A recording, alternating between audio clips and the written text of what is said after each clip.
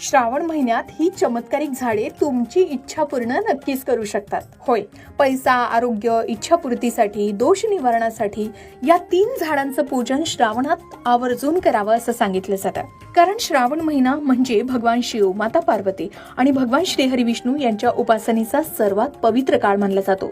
या महिन्यात फक्त 3 पवित्र झाडांची सेवा आणि पूजा केली तर तुम्हाला धनप्राप्ती, उत्तम आरोग्य, मनोकामना पूर्ण होणं आणि अनेक दोषांपासून मुक्ती मिळणं यांसारख्या सर्व गोष्टी श्रावण महिन्यात घडू शकतात अशी धार्मिक मान्यता आहे. मग ही 3 झाडं कोणती आहे? तर पहिलं बेलाचं झाड, जे शिवकृपेचं प्रतीक आहे. श्रावण म्हटलं की सर्वप्रथम आठवतं ते बेलपत्र. धार्मिक मान्यतेनुसार भगवान शिवांना बेलपत्र अतिशय प्रिय आहे. असं मानलं जातं की बेलाच्या झाडामध्ये भगवान शंकरांचा आणि देवी लक्ष्मीचा वास असतो. आता याचं धार्मिक महत्व म्हणजे श्रावणी सोमवारी शिवलिंगावर बेलपत्र अर्पण करणं शुभ मानलं जातं. 3 पानांचं बेलपत्र हे ब्रह्मा, विष्णू आणि महेश यांचे प्रतीक मानले जाते. शिवपूजेत बेलपत्र अर्पण केल्यानं पापांचा क्षय होतो अशी ही श्रद्धा आहे. आता अनेक धार्मिक ग्रंथांमध्ये बेलपूजेने आर्थिक अडचणी दूर होतात, घरातील नकारात्मकता कमी होते आणि शिवकृपा प्राप्त होते असं वर्णन आढळतं. म्हणूनच याची पूजा श्रावणात आवर्जून करावी. यासाठी सकाळी बेलाच्या झाडाला पाणी अर्पण करावं.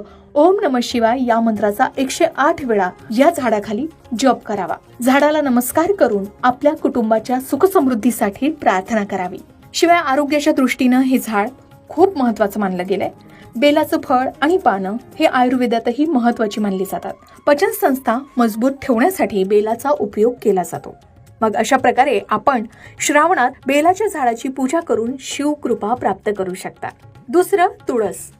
भारतीय संस्कृतीत तुळशीला देवीचं स्वरूप मानलं जातं. धार्मिक मान्यतेनुसार ज्या घरात तुळस असते तिथे भगवान श्रीहरी विष्णू आणि माता लक्ष्मीची विशेष कृपा राहते.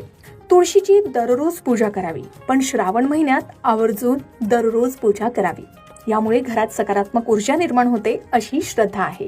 श्रावण महिन्यात नेमकी पूजा कशी करावी? तर तुळशीला पाणी अर्पण करावं आणि दररोज दीप लावावा. यामुळे पुण्य प्राप्त होतं. शिवाय अनेक कुटुंबामध्ये तुळशी समोर संध्याकाळी तुपाचा दिवा लावण्याची परंपरा आहे. त्यामुळे लक्ष्मीचं आगमन होतं अशी ही लोकमान्यता आहे. मग श्रावणातही आपण तुळशीचं पूजन आवर्जून करावं. रोज सकाळी स्वच्छ पाणी अर्पण करावं, संध्याकाळी तुपाचा दिवा लावावा आणि ओम नमो भगवते वासुदेवाय किंवा ओम तुलसे नमः या मंत्राचा आवर्जून 108 वेळा जप करावा. यामुळे लक्ष्मी कृपा नक्कीच प्राप्त होते असा विश्वास आहे. शिवाय तुळस औषधी गुणधर्मांनी परिपूर्ण आहे. यामुळे रोग प्रतिकारक शक्ती वाढते,